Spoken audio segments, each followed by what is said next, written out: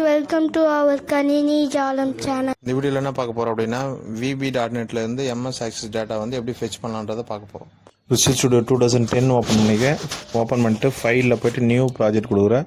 அதில் வந்து கொடுத்தீங்கன்னா languages form application different types of applications இருக்கும்.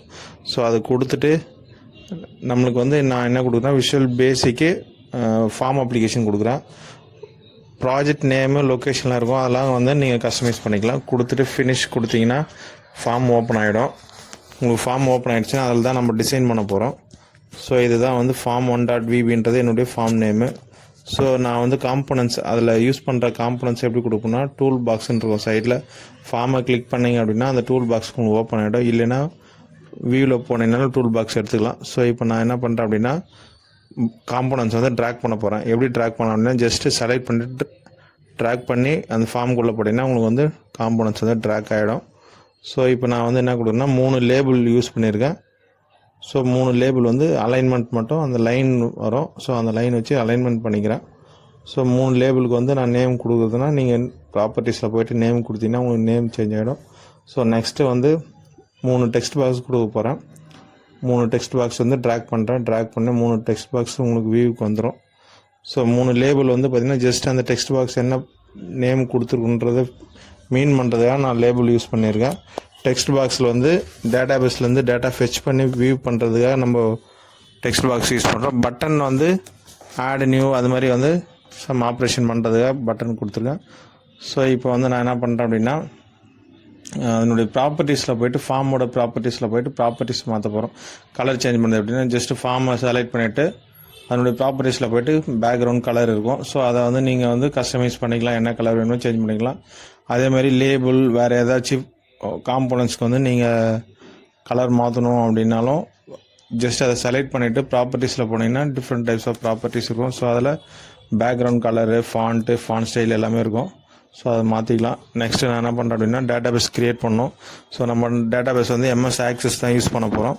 ஸோ MS Accessல போய்ட்டு டேட்டா பேஸ் நேம் கொடுத்துட்டு க்ரியேட்னு கொடுத்த உடனே க்ரியேட் ஆகிடும். ஸோ இங்கே வந்து பார்த்திங்கன்னா என்ன டேட்டா டைப்போ காலமோட டேட்டா டைப் கொடுத்துட்டு நம்ம க்ரியேட் பண்ணோம். ஜஸ்ட்டு கிளிக் பண்ணிங்கன்னா டெக்ஸ்ட்டு, டேட்டு, நம்பர் அது மாதிரி different types of data type இருக்கும். ஸோ நான் வந்து என்ன டேட்டா டைப், நீங்கள் காலம் வந்து என்ன டேட்டா டைப்போ ஸோ அந்த டேட்டா டைப்பை சூஸ் பண்ணிக்கலாம். டேபிள் நேம் பார்த்தீங்கன்னா டேபிள் 1ன்றது இங்கே டேபிள் நேமாக கொடுத்துருக்கோம். 3 காலம் கொடுத்துருக்கோம். நேமு, காலேஜ், டிபார்ட்மெண்ட் 3 காலம் நேம் கொடுத்துருக்கோம்.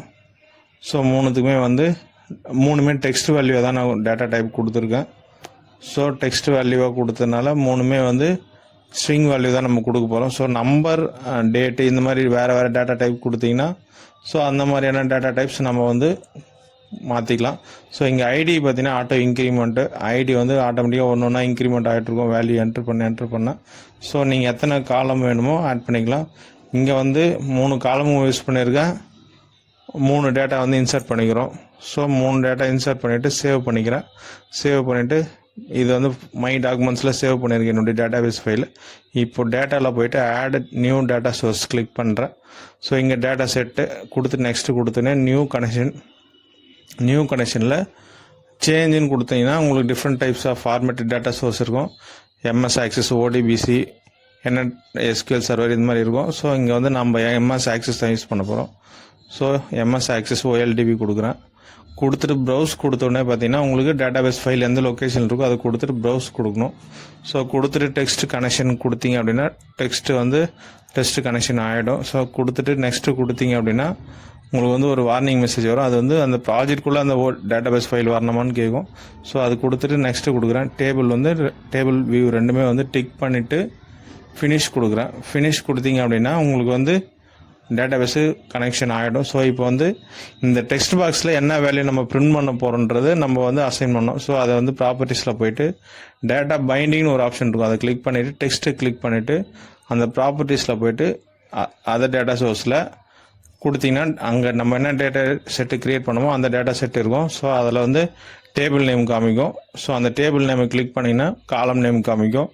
அந்த காலமில் எந்த காலம் நம்ம அந்த டெக்ஸ்ட் பாக்ஸில் பிரிண்ட் பண்ணுமோ ஸோ அதை வந்து நம்ம சூஸ் பண்ணிக்கிறோம். சூஸ் பண்ணிட்டீங்க அப்படின்னா உங்களுக்கு வந்து டேட்டா வந்து ஃபெச் ஆகிடும். ஸோ நான் கொடுத்துட்டு ரன் பண்ணுறேன்.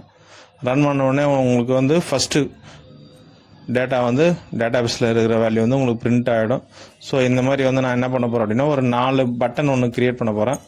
என்னென்ன பட்டன் வந்து க்ரியேட் பண்ண போகிறோம் அப்படின்னா நெக்ஸ்ட்டு, ப்ரீவியஸு, லாஸ்ட்டு, ஃபஸ்ட்டு இந்த மாதிரி வந்து ஒரு 4 பட்டன் க்ரியேட் பண்ண போகிறோம்.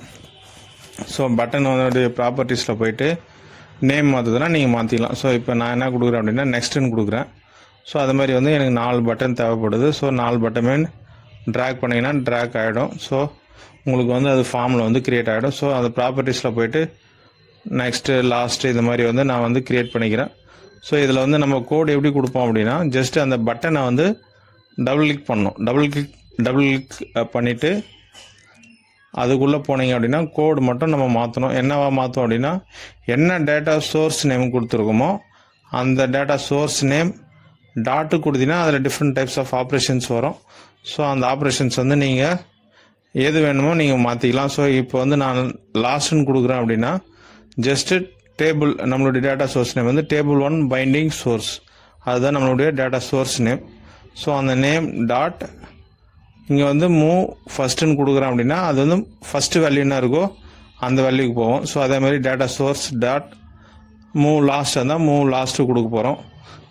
அதேமாதிரி வந்து மூவ் ஃபஸ்ட்டு நெக்ஸ்ட்டு இருந்ததுன்னா ஜஸ்ட் மூவ் நெக்ஸ்ட்டுன்ற ஆப்ஷன் கொடுத்தீங்க அப்படின்னா மூவ் நெக்ஸ்ட்டுக்கு போவோம். ஸோ மூவ் லாஸ்ட் ஆப்ஷனாக இருந்தால் ஜஸ்ட்டு மூவ் ப்ரீவியஸ்னு ஒரு ஆப்ஷன் இருக்கும். ஸோ அதை கொடுக்குறோம். இதே மாதிரி வந்துட்டு ஆட், நியூ, டெலீட்டு, அப்டேட்டு இது மாதிரி ஆப்ஷன்ஸ் இருக்கும். நீங்கள் வந்து அதெல்லாம் கொடுத்து மாடிஃபை பண்ணி பார்த்துக்கலாம். ஸோ இப்போ வந்து நான் ரன் பண்ணுறேன். ஃபஸ்ட் வேல்யூ லாஸ்ட் வேல்யூ மாறி வருது. ப்ரீவியஸ் வேல்யூ எல்லாமே உங்களுக்கு வந்து பட்டன் ஒர்க் ஆகுது. ஸோ இது வந்து சிம்பிள்.